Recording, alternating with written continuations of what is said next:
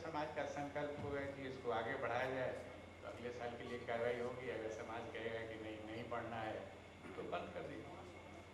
तो ये है, समाज अपनी समस्याओं का निदान स्वयं ढूंढ सकता है। और छोटे छोटे प्रयासों से जो मुझे लगा कि ये बिल्कुल संभव है, अगर छोटे प्रयासों में संभव है तो इसको बड़ा प्रयास भी बनाया जा सकता है। लेकिन इंटीग्रेट अगर कर देंगे तो ब्यूरोक्रेटिक हो जाएगा। अगर आप सभी प्रयासों को एक साथ ऐसे जोड़ देंगे तो जैसे सरकार चलती है इंटीग्रेटेड प्रोसेस में, मैंने देखा है कि बहुत ज़्यादा इंटीग्रेटेड अगर आप कर देंगे the system becomes too big, nothing moves. छोटे छोटे प्रयास हों, अलग अलग हों, क्वालिटी वाइज मॉनिटर्ड होते रहें तो रिजल्ट बहुत अच्छा आता है।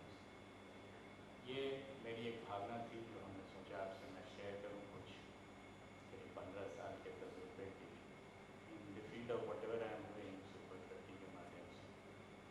तो एक अनुरोध होगा कि जैसा उन्होंने अपने समय में सोचा, पहले तो अपनी समस्या को परिभाषित किया कि ये समस्या है, फिर उसका रास्ता उन्होंने ढूंढा और जिस रास्ते पर वो कभी नहीं चले थे उस रास्ते पर लोगों को चलने के लिए प्रेरित किया, एक कॉलेज बना कर। गुणात्मक रूप से आज हम लोगों को भी शायद वही करने की आवश्यकता है, मिल के सोचना होगा। मैंने ब्रजेश जी से कहा था कि एक शाम लोगों को बुला के बात करने और फिर थोड़ा अल्पाहार हो और उसके बाद चले जाएँ, उससे बेहतर है कि कोई प्लान ऑफ एक्शन आप क्रिएट कीजिए। I am willing to be associated with plan of action. Bihar के लिए अगर कुछ करना है तो बिहार के बहुत सारे लोग हैं मिलकर करके देखा जाए, कुछ रिजल्ट्स तो निश्चित आएगा, क्योंकि दूसरे प्रयासों में जब आ सकता है तो जो नए प्रयासों में उसमें बहुत बहुत धन्यवाद।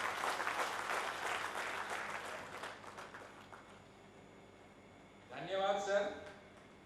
संस्कृत में एक श्लोक पढ़ा था बचपन में, नमन्ति फलानि वृक्षाणि। आज आपको देखा तो लगा कि वो पंक्तियां चरितार्थ हुई हैं और आपको नमन करने का मन किया। जीवन में 3 बार आपके पिताजी से, जगता बाबू से मिलने का मौका मिला था। मुझे कभी भी उनकी कोठी पर ऐसा एहसास नहीं हुआ कि मैं किसी पुलिस के वरीय डीआईजी के घर पे आया हूँ। बहुत साधारण सी सुरक्षा होती थी और बड़े स्नेह से अपने किसी बुजुर्ग की तरह वो मेरे से बात करते थे, समझाते थे। आज आपको देखा तो वही सादा जीवन और उच्च विचार आपने, मैंने देखा है आपको। मुजफ्फरपुर से इस कार्यक्रम में भाग लेने के लिए बिहार विश्वविद्यालय की सीसीडीसी डॉक्टर तारन राय, शिक्षाविद डॉक्टर महेश राय जी उपस्थित हैं। यहाँ करतल ध्वनि से उनका स्वागत कर दीजिए। 5वां स्तंभ पत्रिका की संपादक संगीता सिन्हा जी भी उपस्थित हैं, उनका भी स्वागत करिए। जिस महापुरुष की याद में हम लोग इस प्रोग्राम में जमा हुए हैं, उनके परिवार से कुछ लोग यहाँ आए हैं। नीलोत्पल मृणाल जी, उनके ग्रेट ग्रैंडसन, जो डीयू में प्रोफेसर हैं। Jaya Kashyap ji, great daughter in law हैं उनकी, जो वीपी हैं नेशनल म्यूजियम में। नम्रता Sinha ji, great grand daughter हैं उनकी। और Kunal Sinha ji, great grand son हैं, जो वाइस प्रेसिडेंट हैं विप्रो। आप उनका स्वागत। मैं वक्ता के रूप में बुलाना चाहूंगा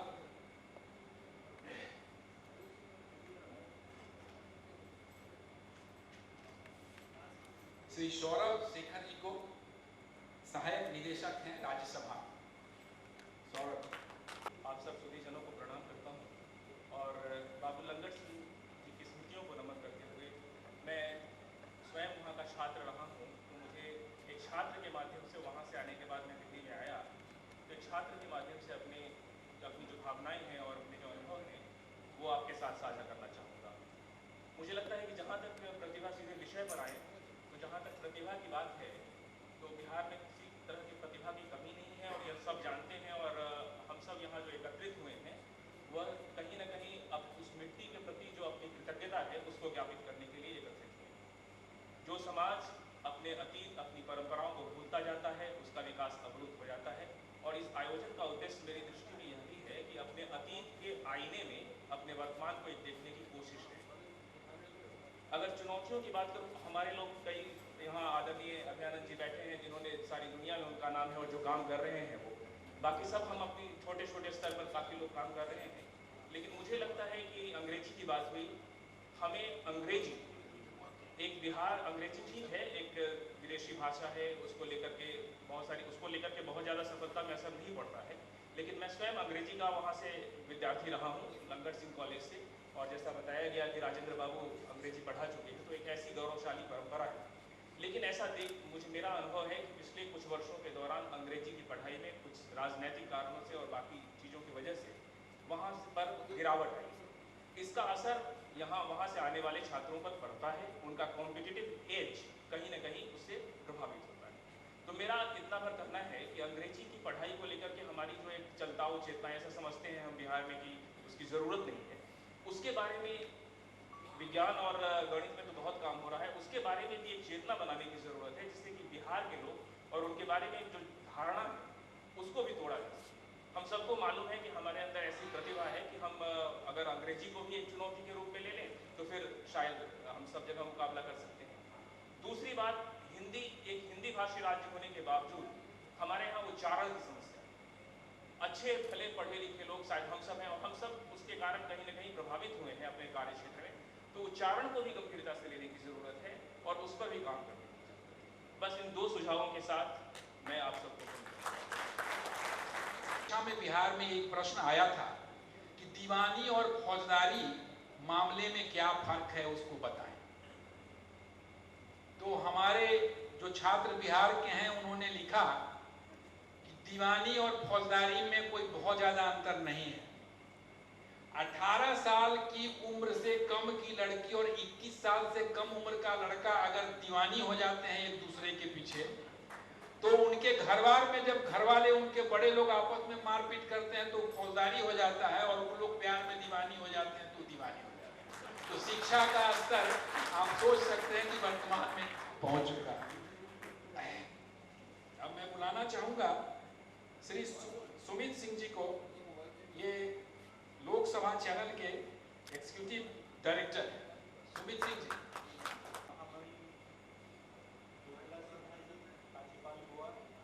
अनुभवी राजनेता और मार्गदर्शक श्री सिन्हा जी, दिल्ली विश्वविद्यालय के श्री रागी जी, जनसत्ता से हमारे बंधु, और सुपर 30 के सुपर हीरो हमारे एक्स डीजीपी साहब, आप सबको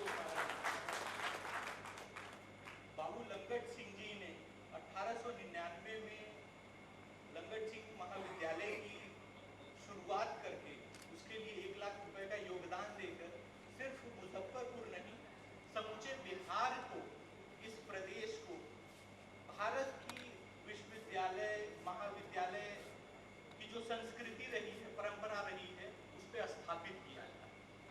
शिक्षा का मूल उद्देश्य सूझबूझ का विकास, सही निर्णय लेने की शक्ति का विकास और सही प्रेरणा को क्रियान्वित करने की आत्म शक्ति का विकास करना है।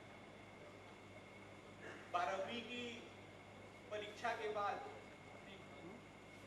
मैं लंगट सिंह विश्वविद्यालय में नामांकन के लिए गया, लेकिन मेरा चयन नहीं हुआ, मेरे अंक कम थे। लेकिन आज आप लोगों ने मुझे ये मौका दिया, ये मेरे लिए बहुत सौभाग्य की बात है। नालंदा विश्वविद्यालय और विक्रमशिला विश्वविद्यालय की परंपरा ने बिहार के शैक्षणिक माहौल की आधारशिला 5वीं और 8वीं शताब्दी में ही रखी हुई है। उस विश्वविद्यालय प्रक्रिया के प्रवेश के लिए उस वक्त प्राथमिक, माध्यमिक और महाविद्यालय की शिक्षक प्रणाली जरूर सुदृढ़ रही हो। वर्तमान में क्या हुआ? वर्तमान में जो हमें लगता है कि बिहार के छात्र बाहर गए, वहां भी रहे और उन्होंने खूब नाम कमाया, एक से एक प्रतियोगिताओं में अपनी उपलब्धि से बिहार का नाम ऊंचा किया। लेकिन इस पूरे प्रकरण में कहीं न कहीं बिहार की शैक्षणिक व्यवस्था के प्रति हम युवाओं की जो सोच है, समझदारी है, भागीदारी है, उसमें हमारा ध्यान कहीं न कहीं चूक हो गया। हम उस राजनीतिक संलग्नता को सकारात्मक परिस्थितियों में बदलने में कामयाब नहीं हो सके। छात्र जीवन की जो उमंग और उत्साह है, जिसको माननीय श्री जयप्रकाश नारायण जी ने आह्वान किया और असंभव को संभव कर दिया बिहार के छात्रों ने, समाजवादी विचारधारा को भारतीय राजनीतिक तंत्र के केंद्र बिंदु के रूप में स्थापित करके हम युवाओं से ये गलती मुझे लगता है कि हो गई। हम अपना करियर, अपना परिवार, अपने बच्चों की पढ़ाई लिखाई से आगे बढ़ के कहीं ना कहीं हमारे जैसे लंगट बाबू जैसे महापुरुषों को अपने जीवन में चरितार्थ करना भूल गए। आज अभयानंद सर जी का अनुभव सुन के लग रहा था कि काश ऐसे कितने लोग हैं जिनमें ये भाव है, लेकिन हम क्रियान्वित क्यों नहीं कर पा रहे हैं। तो ये भूल हमसे हुई है और आज हमारी जिम्मेदारी है, हम युवाओं की जिम्मेदारी है, ये देश युवाओं का है कि दोषारोपण से काम नहीं चलेगा। सबको साथ लेकर राजनीतिक चुनौतियों में उनको बताकर कि शिक्षा ही वह मूल उद्देश्य है जिससे आप समाज को और बेहतर कर सकते हैं, उनको दिखाना पड़ेगा।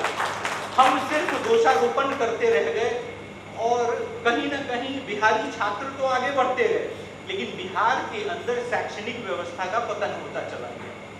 क्या हर एक चीज के लिए सरकारें जिम्मेदार हैं? हमारी जिम्मेदारी सिर्फ अपने परिवार, अपने बच्चे की पढ़ाई लिखाई और पालन पोषण तक रह जाती है? नहीं, ये वक्त है जिम्मेदारी लेने का। मैं सिर्फ यही कहना चाहूँगा कि भूल हमसे हुई है, लेकिन आप लोगों के मार्गदर्शन से हम लोग आगे और बेहतर कर सकते हैं। लंगट बाबू जी की जीवन से प्रेरणा ले सकते हैं कि वो व्यक्ति जिसने मजदूर के रूप में अपना कार्य प्रारंभ किया और अपने आप को इतनी सक्षमता प्रदान की और एक दूरदृष्टि रखते हुए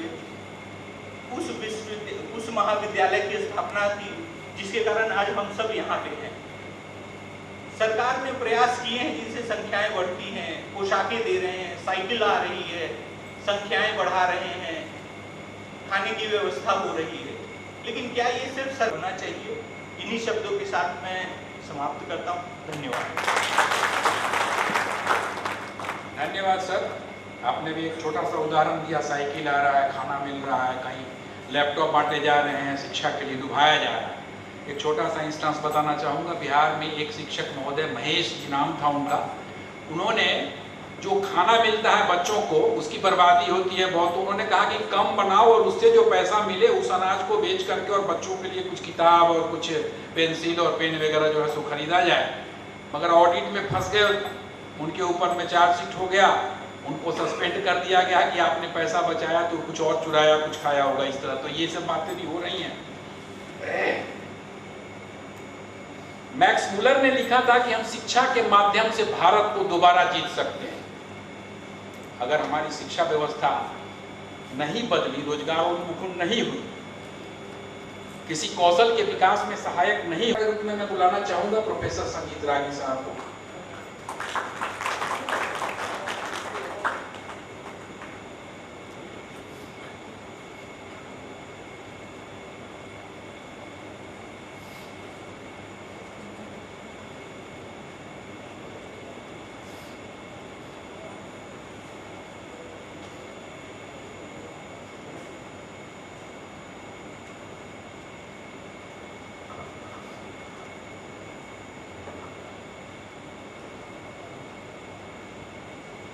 मंच पर आसीन